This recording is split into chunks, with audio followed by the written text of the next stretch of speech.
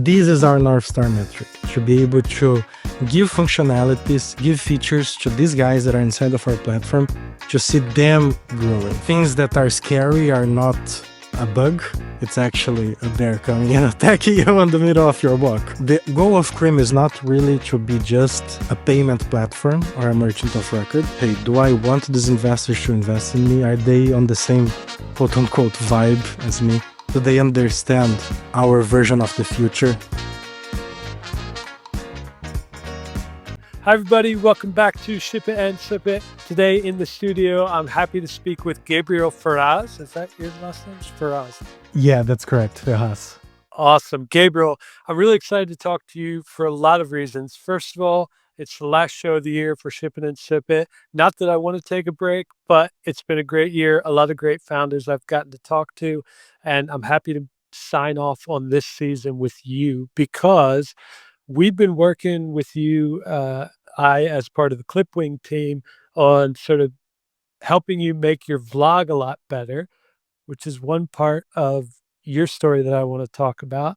But you are the founder of Creem, which is a payments provider platform, SaaS platform for indie hackers and startups all around the world to make that money, right? So, Yes. first of all, what did you ship recently with Creem that folks should check out? I heard you have a Christmas surprise for everybody. Yes, that's true. We are super excited about a feature that we have been cooking for some time on the last 2 months.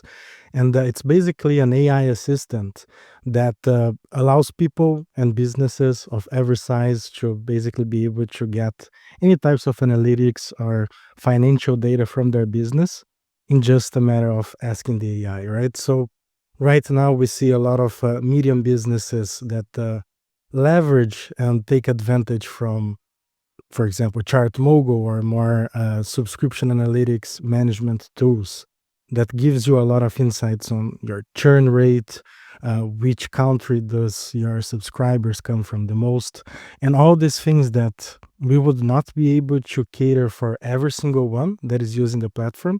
So instead of trying to cover every single analytics that people using Cream would need, it's better to just give them on demand, right? They ask what they need, what they want, and the AI is going to be able to give it to them to help them then grow their business from that. So we're super excited about that.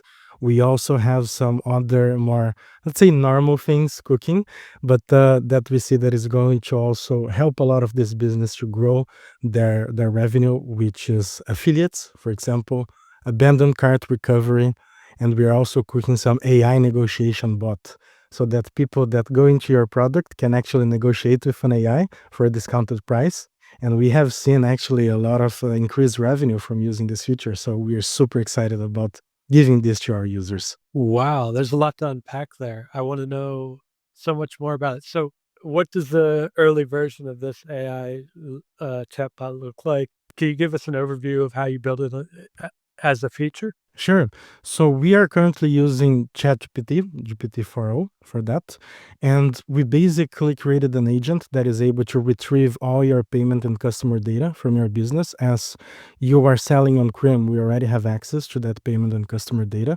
And we feed it into the AI with a lot of different guidance, right? And directors to basically allow you to ask anything to that AI directly. So if you ask for the what is my churn, the AI is going to look into your financial data and check, okay, how many customers have actually canceled their subscriptions during this month or during the previous periods. You can set also cohorts, and the AI is just going to take a look at that data, make the calculations with the guidance that we gave the AI for, and it's going to retrieve that data and give it to you. So it looks like a chatbot inside of Crim. You can access it through any of the dashboard screens or through any place that you are inside of the application, and simply ask it any question, basically, simply like a chatbot. Yeah, that's fantastic. And it feels like, a lot of startup founders have a lot of third-party tools to run these numbers and understand things like churn, things like customer acquisition costs, all that stuff. And it happens, customer acquisition costs comes from sort of the marketing platforms that they're using. Churn comes from the product analytics, but having all of that in a payments dashboard, it's a really good idea. Yeah, exactly. And we see that a lot of these businesses that are currently using these tools, they either need to have a lot of resources to be able to integrate these tools. They need to obviously pay for different third party tools, right? So, right now, a Chart Mogul subscription is going to be for $10,000 per month on a business, right? For you to have those types of advantages to be playing with in your financial model. So, just trying to democratize the access of these advanced financial features and advanced analytics for everyone to be able to use, right? This is really our mission to democratize any type of tool or analytics for a business independent of the size that you are. Awesome. All right, then let's get into the weeds a little bit because I want all of our viewers who've lasted this far to understand exactly what Cream does as a whole. So you talk on your vision a little bit about providing embedded finance. So what do you mean by embedded finance, and who's your target audience? Who are you selling this to? So, right now, if you think about Uber, for example, if you are a driver of Uber, you're going to have a check account with them, a virtual account, that they're going to deposit that money into your account and you're going to be able to withdraw from that account. That is what is called embedded finance, in the sense that Uber is not a financial institution, they're not a fintech player, but they are able to provide financial features to their user base and inside of their application. But if you think about the size of Uber to be able to integrate those types of features and the resources that they need to spend to actually offer that to their users, it's quite unbearable if you are a small business or even a medium business, right? So, our goal is to really create this ecosystem, this environment in which we are able to give you these types of features and functionalities already integrated, already done for your business. So instead of you having to have a whole department to integrate this, to go through regulation, to go through the whole legal aspect as well, we're going to be able to offer your business all these tools in a way that is already integrated within your stack. So the goal of Cream is not really to be just a payment platform or a merchant of record. It is to offer all these functionalities that businesses that are small and medium sized are not able to have and democratize it to enable everyone to compete on the same playing field, basically. Amazing.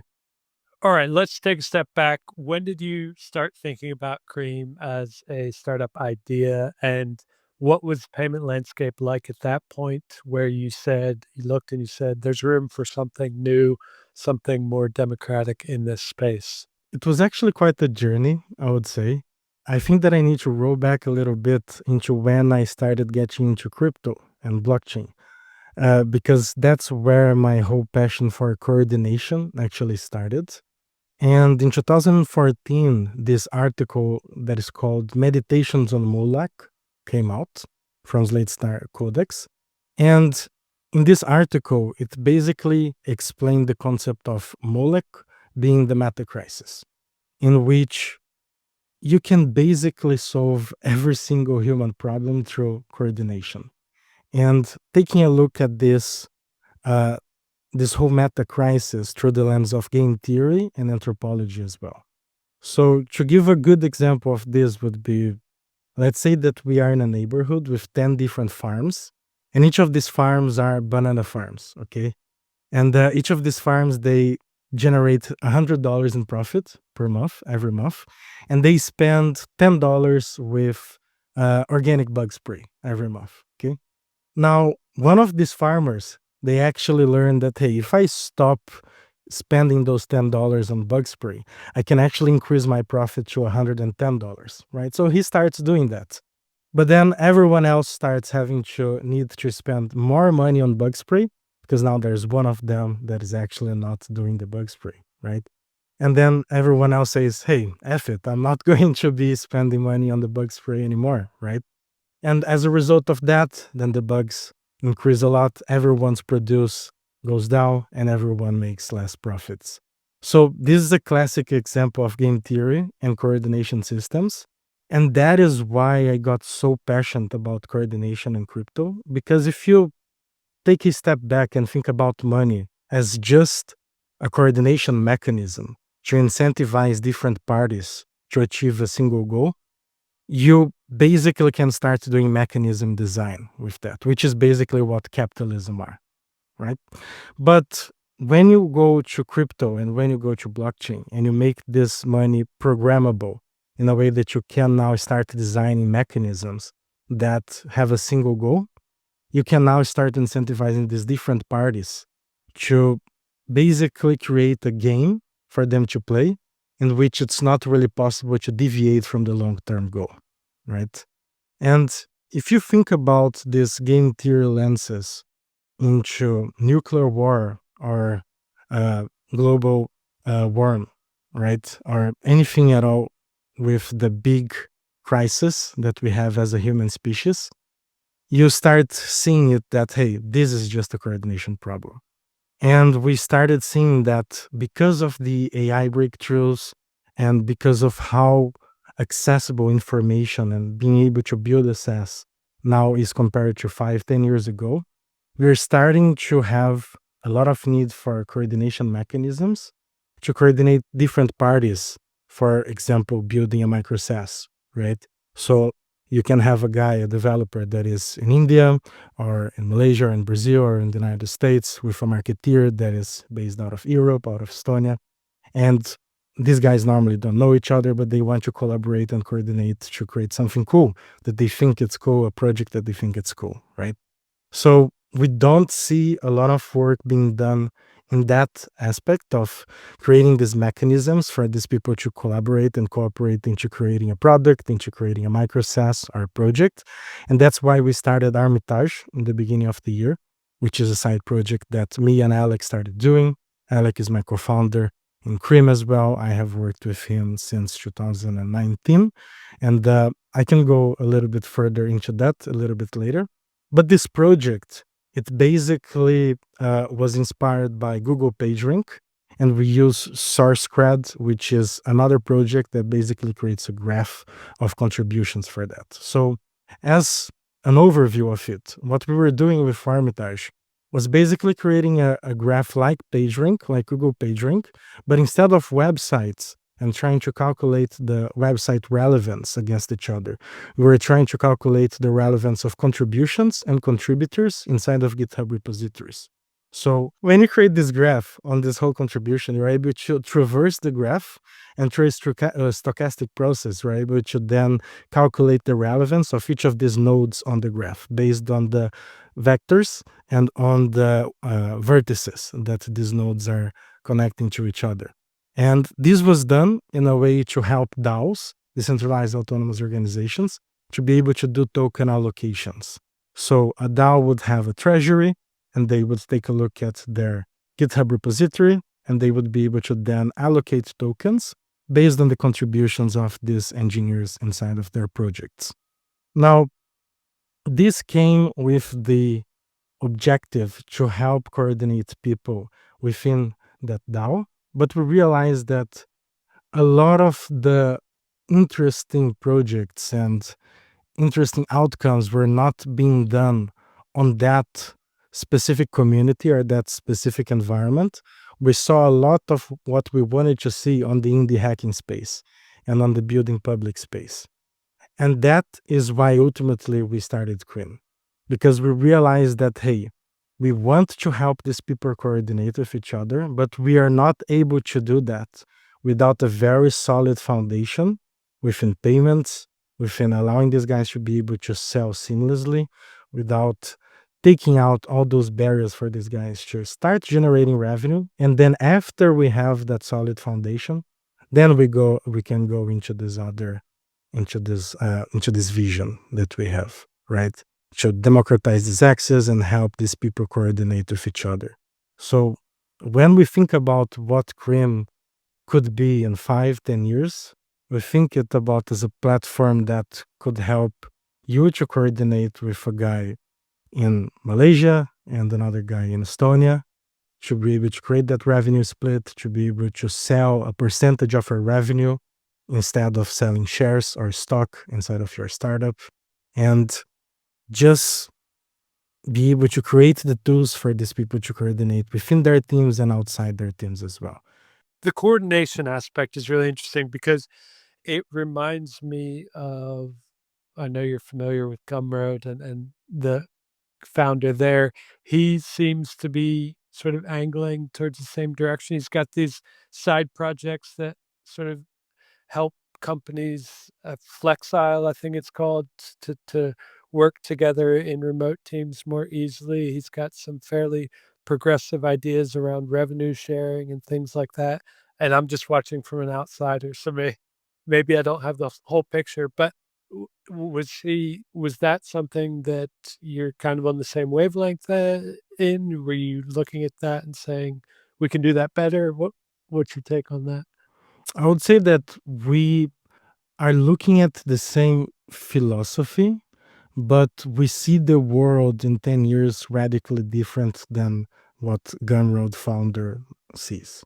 So, because of this ease of building right now, we believe that in 10 years, VCs are not going to be much relevant at all. We're going to see the decline of that model, and only the top 1% is going to survive, especially because the founders are not going to really need that capital to bootstrap their businesses.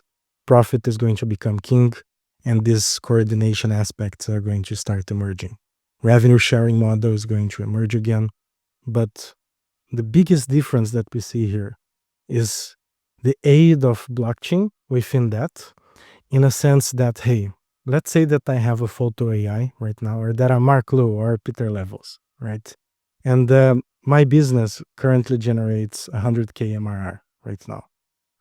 I really see a future in which Peter Levels would be able to hire someone for 2% of his revenue for 3 years.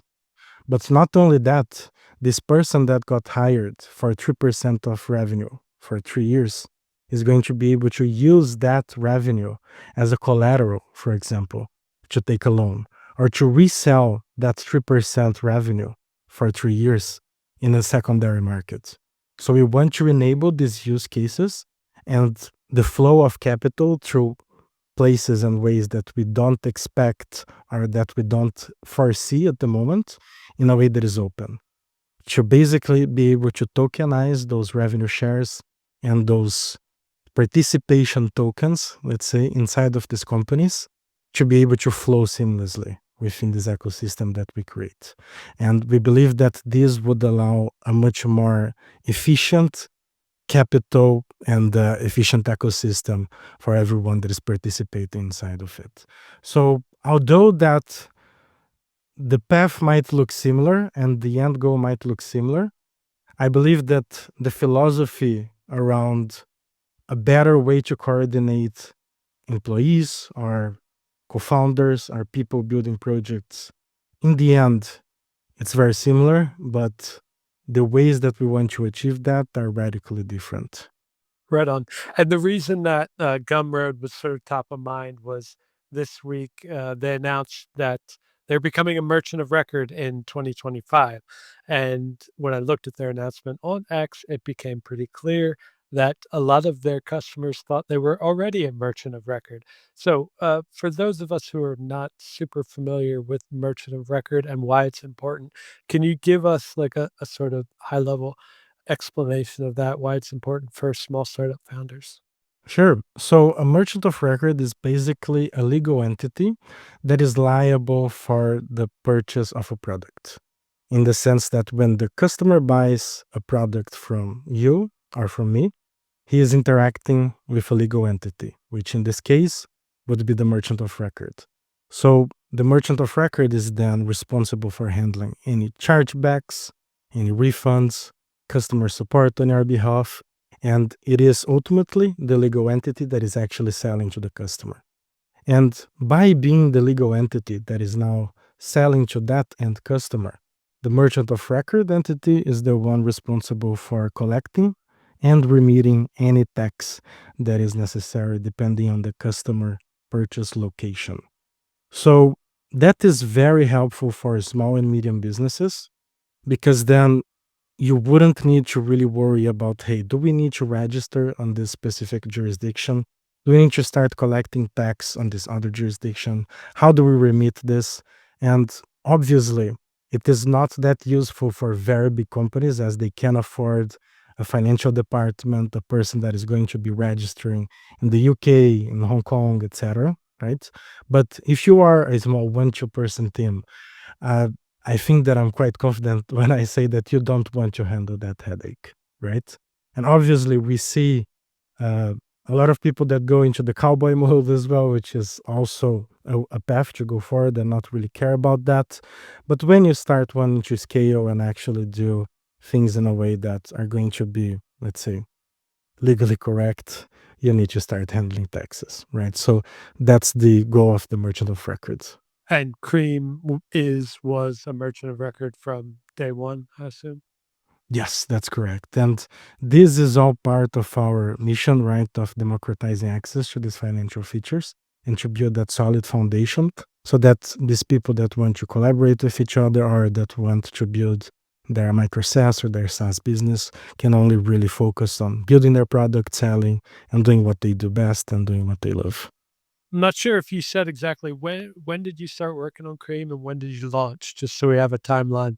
So we started working on Cream in June of this year, and we launched in September. So it was quite fast, and that's because unfortunately, me and Alec we worked for a very long time on very boring businesses and boring things. So we have already done these kind of systems a lot of times before. Alec is a very experienced engineer on the more traditional side of business and enterprise for payments, for cards, for banks. I come from a more crypto background, but I've always been either in crypto or fintech my whole career. So I've worked in crypto payments, I've worked in crypto infrastructure, building identity infrastructure in Ethereum, for example. So we know our ways around fintech. Unfortunately, a lot of boring things that we built in the past, and yeah, that's why we were able to build it quite fast. But we're still far away from where we want to be. We still consider ourselves as a beta, and we are going to have our 1.0 release quite soon. All right. There is very common advice on Twitter that says, and elsewhere that says, don't build products for other indie hackers. Maybe because they're too cheap to buy products, or maybe because people just, B2B is an easier sell or something like that. So, why don't you believe or follow that advice? Because it seems pretty obvious that Cream is made for indie hackers and small makers just like yourself. Well, if you think about Cream is actually a B2B business, but indie hackers, micro SaaS, they are almost on the middle of B2B and B2C. And we see that, especially in fintech, most of our competitors, most of the industry in general, doesn't really understand yet that specific customer because micro SaaS businesses, they don't really behave as a B2B customer. They behave almost as a B2C customer, but in other ways, they need requirements as a B2B customer. So, because we are able to understand that community and we are able to connect with them, because we are as well in the hackers and we build in public, then we believe that as we are building infrastructure for them, it's a very specific case that don't really apply to that rule. But I, in general, agree with that rule, especially if you are building something that it's very on the B2C side and it's more of a vitamin instead of a painkiller. I definitely agree with that advice. All right, let's dive in back into your co-founder relationship now, since the interesting dynamic that I see is you're both pretty technical developer co-founders, which is not a pairing I see very often. Well, how did you start working together, first of all, and how do you sort of decide which tasks go to whom in the relationship? So as you can see, my accent is not from Europe, from Estonia. I'm actually from Brazil.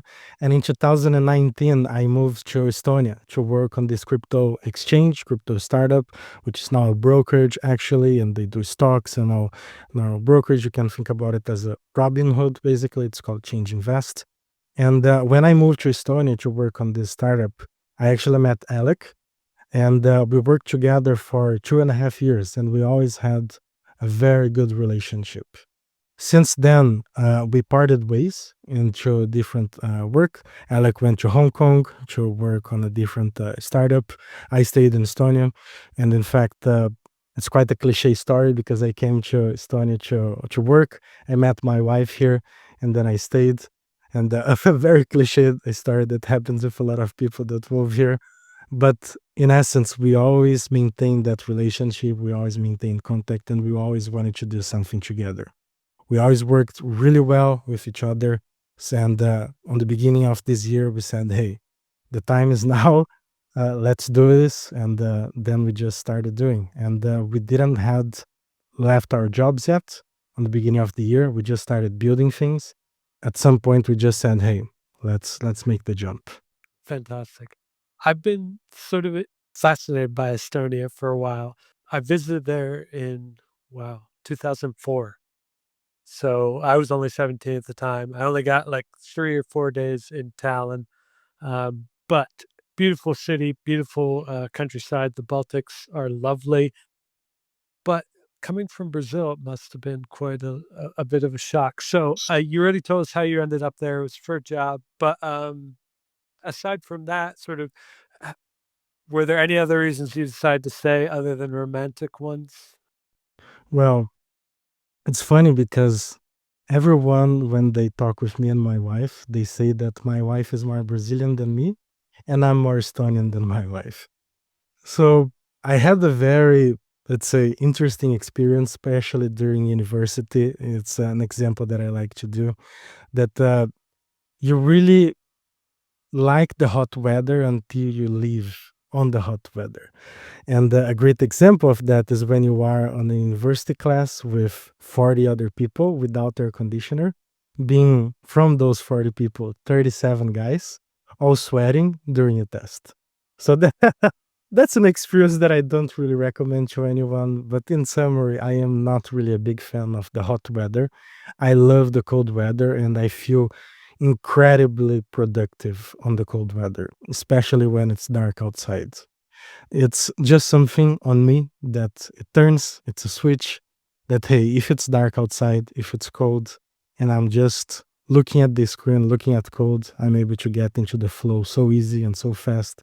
I'm able to focus and just do 10 hours of work like that. So I really do appreciate the weather and the culture here in Estonia, which is a little bit more private. Everyone is very passionate about their own goals. The country is extremely leaning forward with technology. It's incredible to see how such a small country were able to produce so big companies. Wise came from here, Skype came from here, Bolt, and there's all this bubbling technological ecosystem that happens in here that is just amazing to see. And I don't know if it's the weather, I don't know if it's the culture, but it's just a great place to be if you're building a startup. Yeah, man, you must love the weather because you posted that video of you running in the snow in freaking shorts. I couldn't believe it. I'm a softie, man. When it's wintertime, I've renewed my gym membership. I'm at the gym running in my shorts on the treadmill inside. It's nice and warm.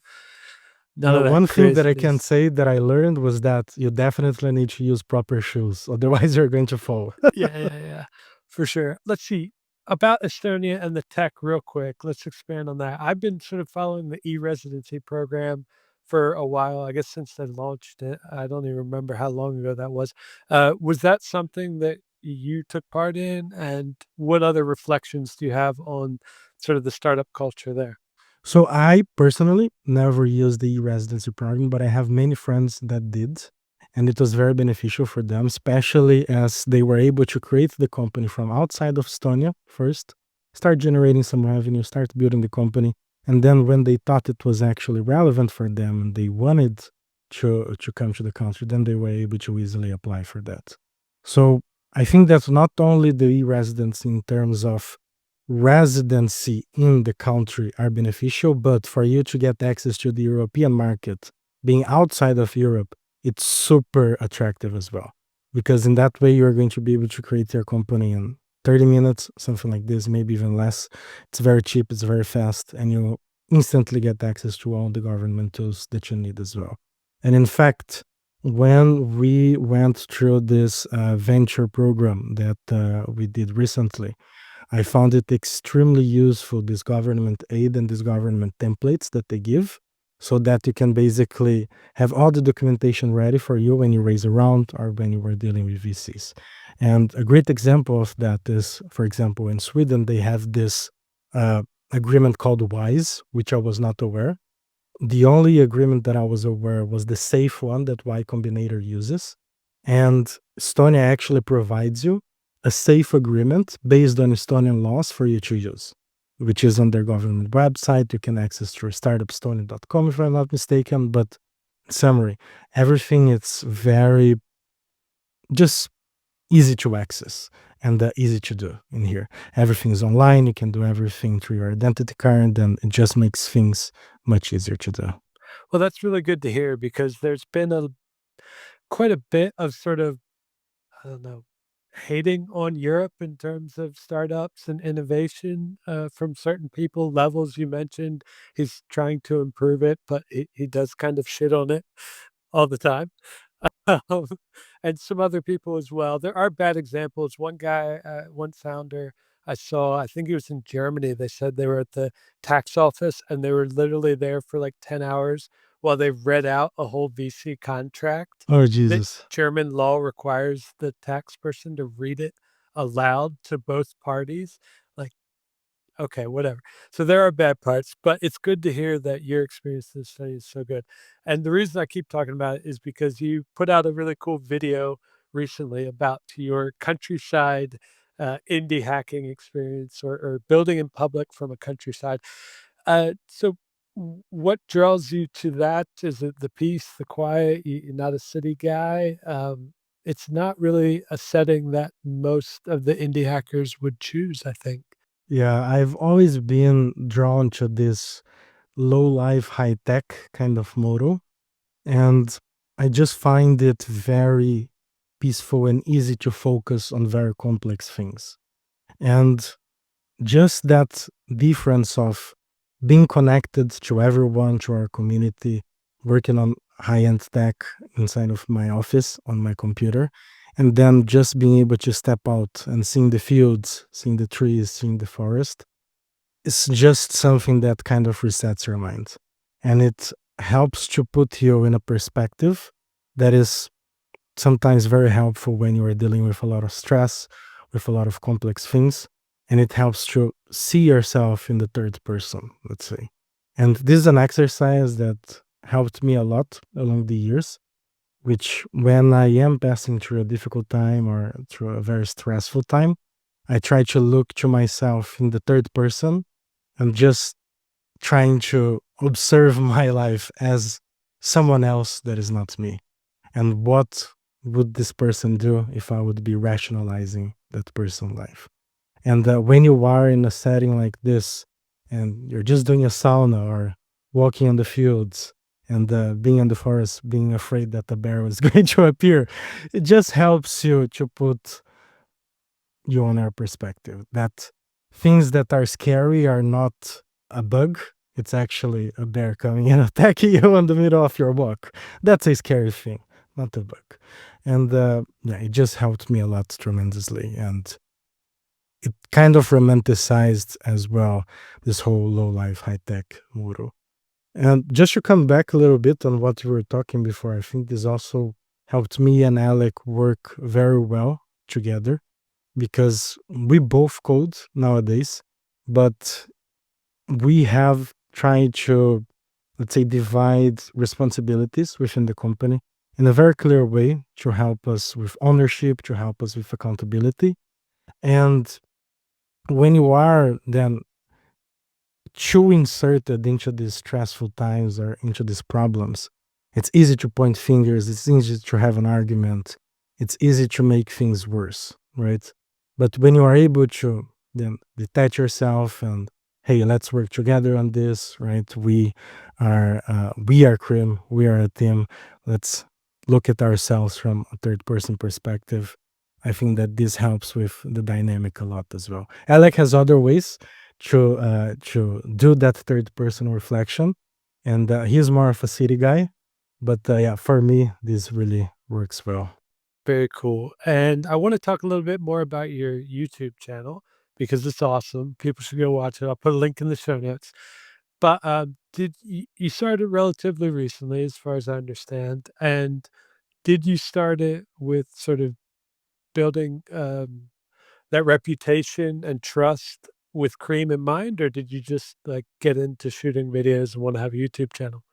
I think that it's a mixture of everything, both for the trust aspect of Cream, in the sense that hey, we are on the payments industry, we are a fintech.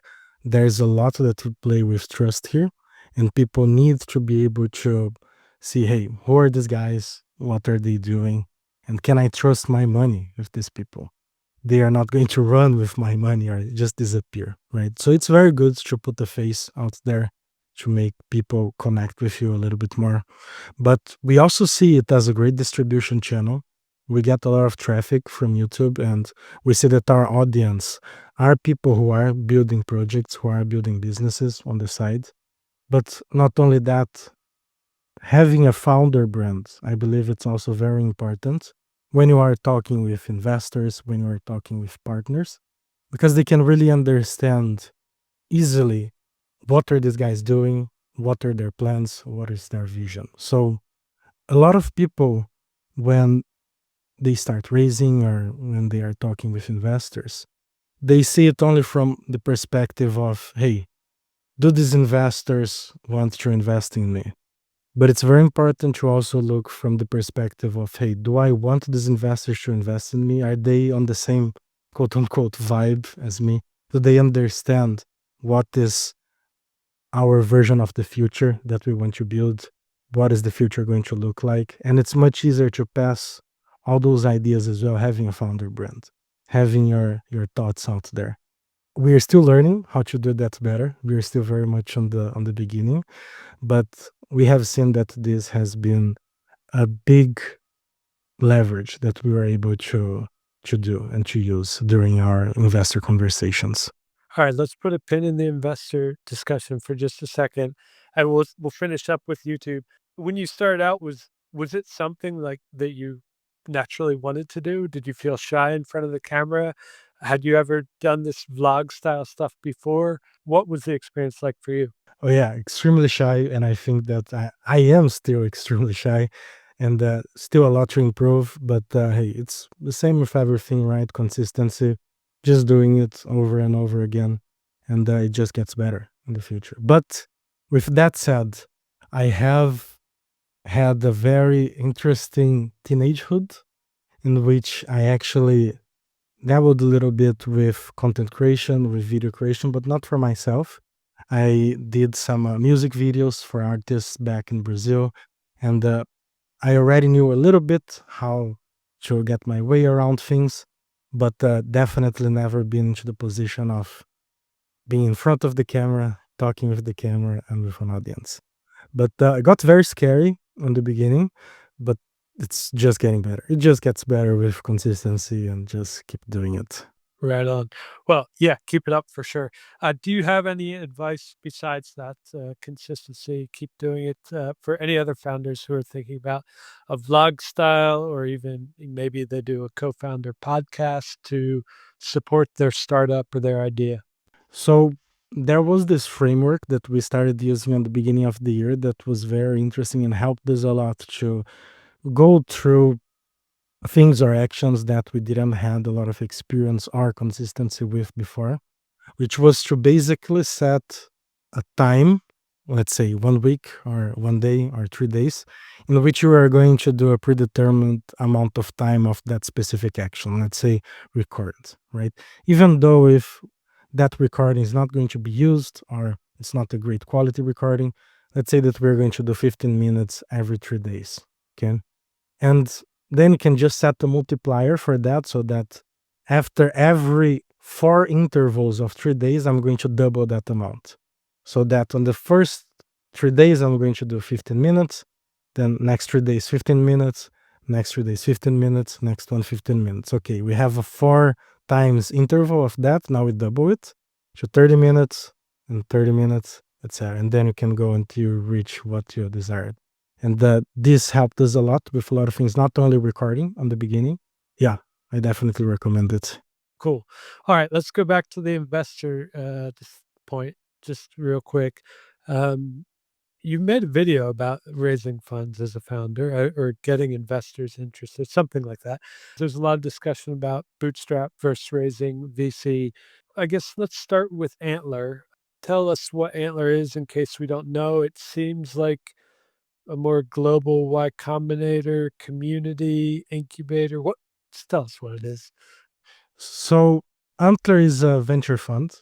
It's a VC, but they also run these accelerator programs in which you are able to basically find a co-founder that is interested in a similar idea than you. You go through the program, and then after 3 months, they are going to tell you, hey, we want to work with you or not. In our case, it was not that relevant because we were already working on the project. We already knew each other. So we didn't took advantage of that program. But we know and have worked side by side with people that did went through that program. And I can highly recommend it in case you want to start something that needs venture capital and that you don't have a co-founder or you don't have a network that you can leverage for investors. But just on that mention of you need capital, this is something that is changing more and more, and it's accelerating in the future. That businesses nowadays don't really need capital depending on your industry. So, on our case, we need it because we are in payments, because we are a fintech. We have very expensive lawyers that we need to pay and accountants as well, unfortunately.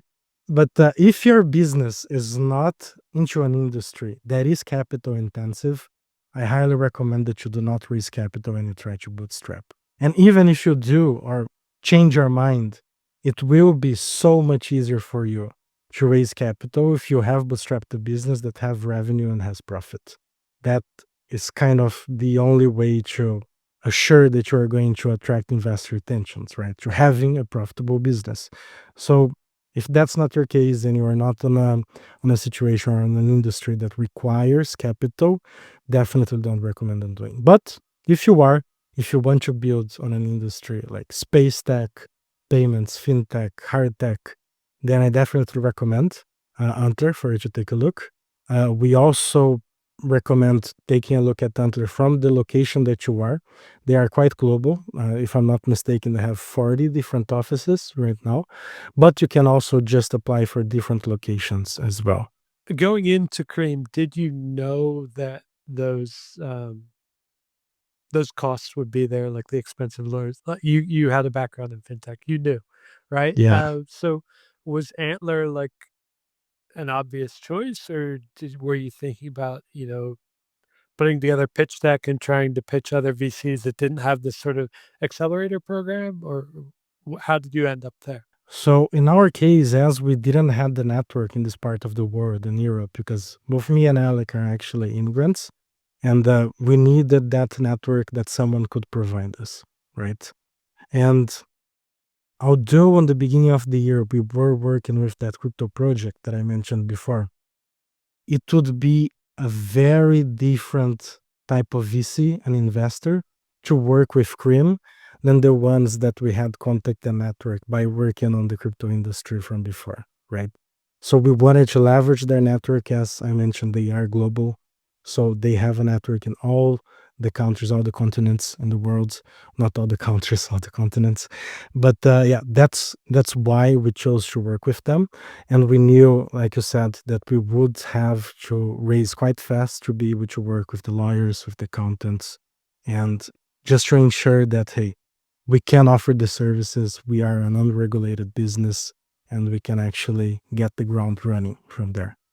Unfortunately, if we would not go to this path, right now, because of regulations in the payment space, you need the e-money transmitting license, or even with crypto, you would need the crypto license. And these types of licenses require considerable amount of resources and effort to get. We are talking about 500,000, 600,000 euros to be able to acquire those licenses. And we obviously wouldn't be able to bootstrap that. right? So not only the lawyers, also our roadmap and our vision on what we want to do. We need to acquire those licenses in the future to enable, for example, check accounts, retro accounts for our users. And yeah, it would just not make sense for us to try to bootstrap that right now. All right. Anything else you want to share about investors before we shift a bit back into sort of the payment space in general? I think that it we already covered that, but just to shed a light on it again would be that on our vision, in 10 years, 15 years, VCs are going to play a much smaller role, and that we see this transition to bootstrap businesses. But yeah, I think that's it. Awesome. All right. So in the payment space, something I've noticed is that it can be a new fintech or a new bank app, something like that, or any new product comes onto the market. Their design is better than the legacy brands. Their new app is easier to use than whatever old banking app you use. And people get very excited about it. They're very responsive to customer support because they're small and they can be. A few years go by, they get big, they might raise money, they might expand in the US, expand globally. All of a sudden, they have many, many more thousands of users. The customer support degrades. People complain about the fees changing, yada, yada, yada. There's less transparency, which you talk about a lot in your blog.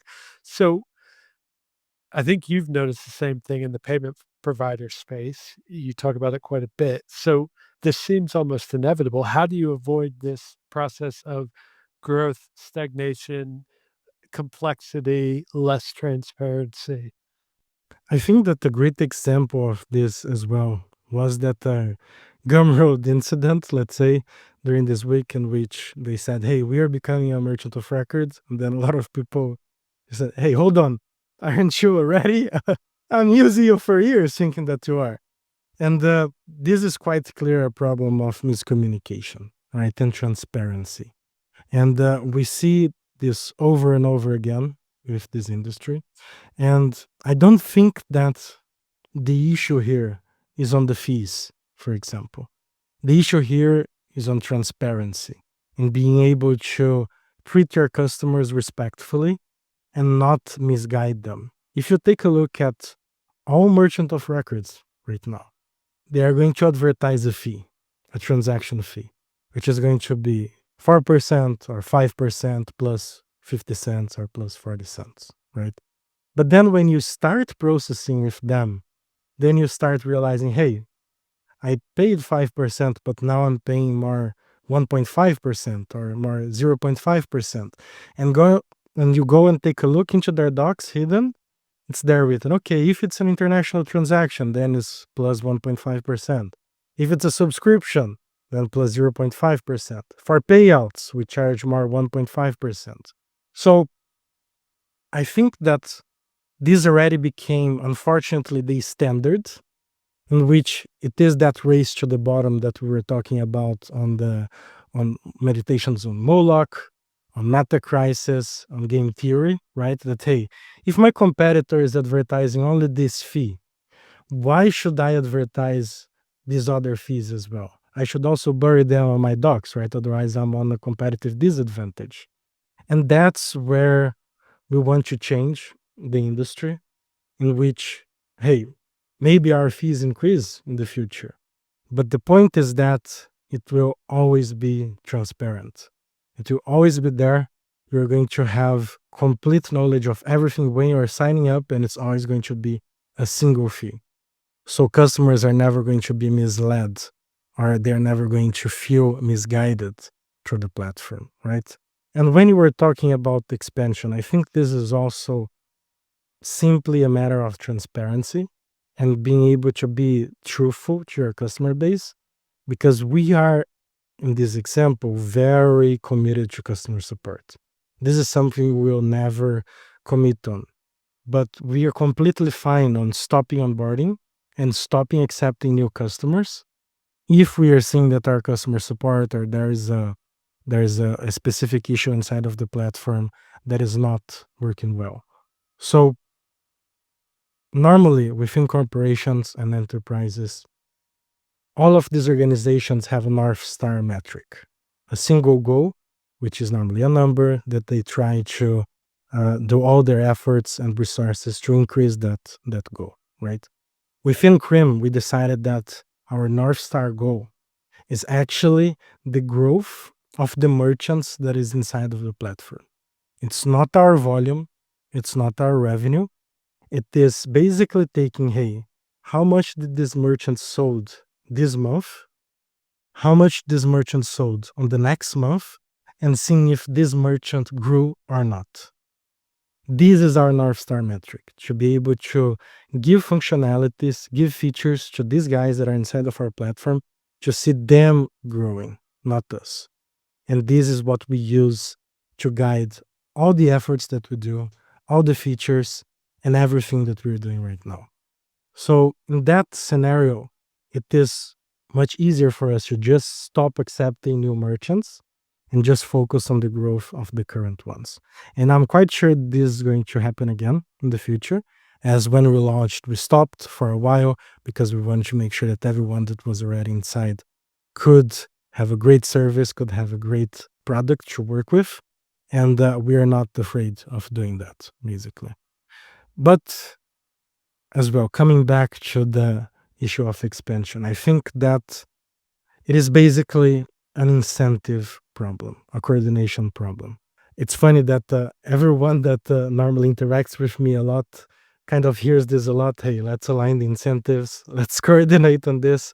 But this is what I truly believe on, that, hey, if we align the incentives properly, we're not going to face these types of issues in the future.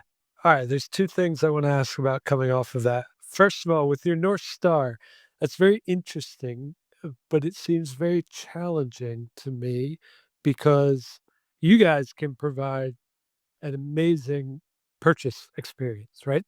You're the payment provider, that's your job. But everything before the customer clicks checkout is kind of outside your control, right? So, how do you influence that in sort of any way? So when we talk about our merchant growth, we obviously talk about it averaged inside of our customer base. So we're not looking individually at each of these customers. And when we average all these customers and all these merchants together, we can clearly see the impact of how, for example, giving them the feature of abandoned cart recovery is going to work for them, right? Because as you said, nothing from before the checkout we have control at. But as soon as a customer goes into the checkout, understanding their conversion rate, understanding if they need a specific discount or not, understanding if they can actually stop from canceling a specific subscription after, right? All of this are basically is our ecosystem. And it is the surface in which we can actually build features and products to our customers. So that's where we analyze. That's where we are able to basically see our customers' growth.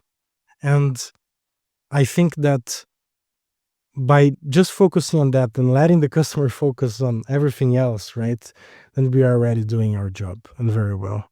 Cool, cool.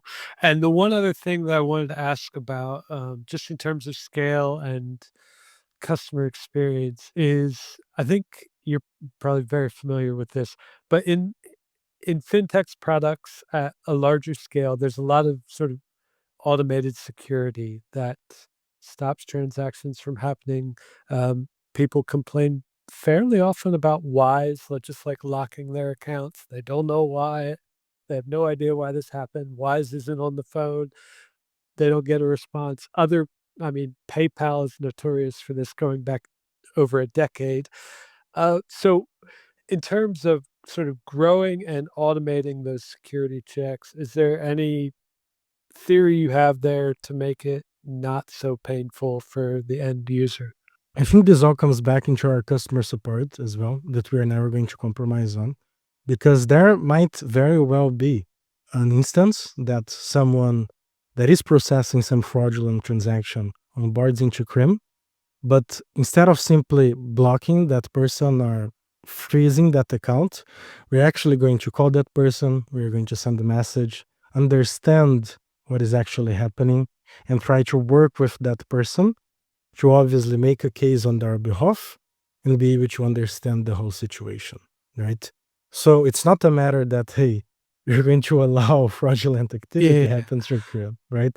It's a matter of being able to connect with this customer in a proper way, be able to communicate with this customer in a proper way. And I think that this makes the whole difference, a whole world of difference. And it might very well be that we also get false positives as well, right? That we flag an account incorrectly. So just by being able to talk with this person and collect this evidence, then it's already a whole different customer experience for these guys as well. And coming back to the whole fraud checking and monitoring, we are already using advanced analytics for that, using Stripe Radar, for example, which is our main provider at the moment. But as we don't use a setup that use, for example, Stripe Express or the connected account that is directly connected to you, we are basically being the true merchant of record, in which we actually process these transactions ourselves. We have built our own billing system.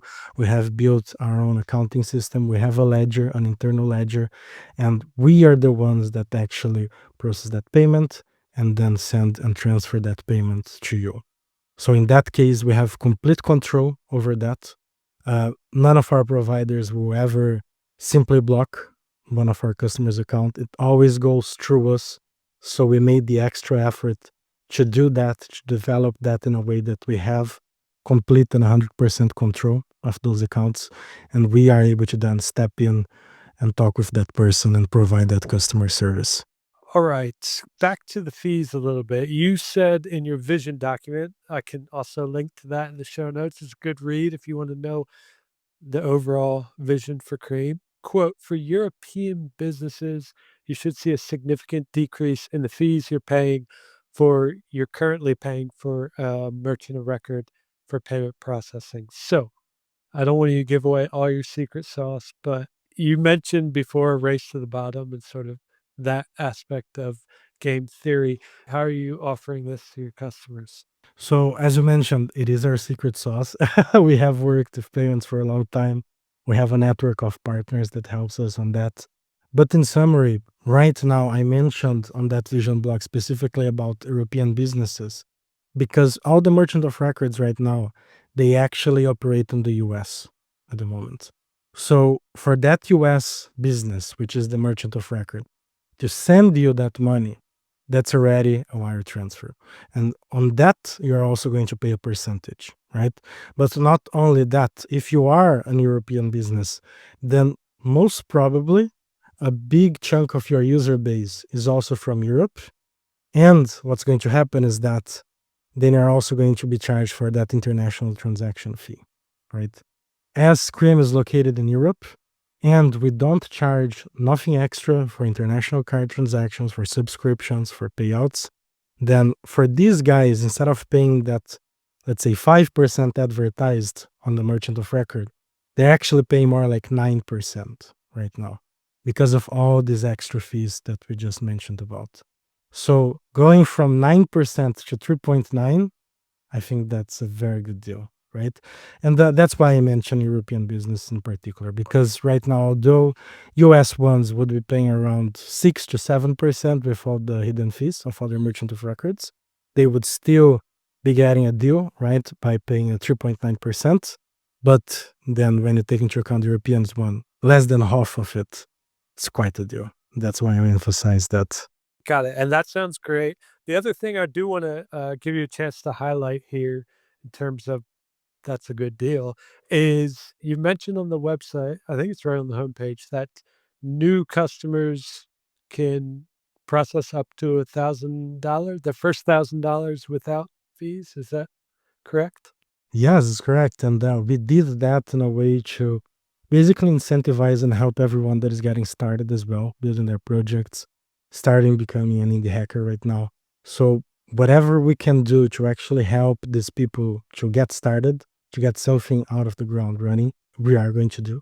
And these $1,000 or euros in volume processed in waived fees, they basically try to mimic the incentive of, hey, let's help you get your project running at some point of product market fit. After you have an engine that is growing, that you are able to continue and improve, then we can charge fees from you. Then we can grow with you. Otherwise, just take this, try your experiments, try whatever works for you, and we are here to support you. So that was basically the whole idea or the concept of that promotion as well. Very neat. All right. You've been working in the fintech space, as we said, for quite a while. I'm curious, what is one thing that you used to believe very strongly about this fintech startup space that you've changed your mind about? Maybe you've changed your mind about it since launching Cream. I used to believe that fintech would be a monopoly forever, and this would never happen. The people, that two guys, one guy from Estonia and one guy from Amsterdam, would be able to create a fintech out of the air, out of thin air, or that the Visa and Mastercard networks are never going to be challenged. And unfortunately, that was the truth for many decades.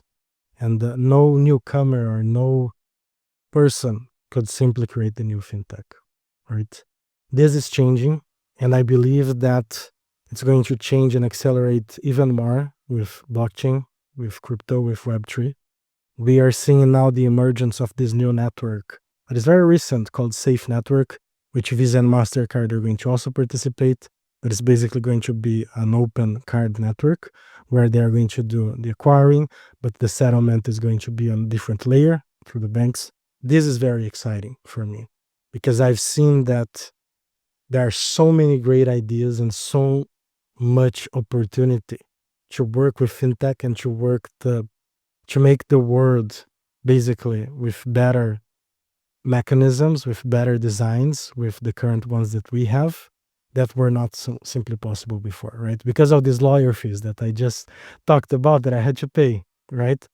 But there is a path that is being traced right now that people are going to be able to follow through, and this is going to become more and more accessible. Very exciting. So it's almost the end of the year. Thinking ahead to 2025, what does success look like for Cream? Definitely our merchants growing. Using these functionalities that I just mentioned about, like for example, abandoned cart, right? Seeing these merchants increasing their revenue month on month, using these features, just helping them to go to the next stage. We are right now seeing a lot of merchants doing different AI projects like photo AI, music AI, voice AI as well for you to clone your own voice. And we are seeing that these, although already replicated many times projects, they are still working very well depending on the niche that they are inserted into. Depending if it's a specific local market, or a specific type of photo, or a specific type of music, or a specific region. These are working very well from our own merchants, and we want to support them in ways that they can also expand to different opportunities as well in the next year. So, in summary, helping everyone that is in Cream to grow with us and to simply see the success of our customers would be something that really realizes us, Mulas. Awesome. And do you have any sort of separate goals for the YouTube channel? Well, I wouldn't say that the YouTube channel would be something that we would be focusing as a separate goal. I think that as Cream evolves and advances into a new level, the YouTube channel is going to follow through with the same. I see them almost not separate anymore. I definitely want to bring more educational content into the YouTube channel as well to help either businesses or individuals to start their own businesses, to start their own projects. If I am able to help, let's say, 5 people next year with the YouTube channel, I think that's a nice goal to have achieved. Oh, you're well on your way to that for sure. Will we see another semi-painful marathon on the YouTube channel in 2025? I hope so. I really hope. I need to lose those 10 kilos first that I gained. So for who is not aware, basically after I started Cream, I gained 10 kilos. Just really stress and not having time to run, etc. But I'm getting back into it now. I already dropped through. So, so just 8 March ago, and we were there. Awesome, man. Well, this has been a great conversation. I learned a lot. I look forward to working a lot more Creem videos together with you and the other editors at Clipwing.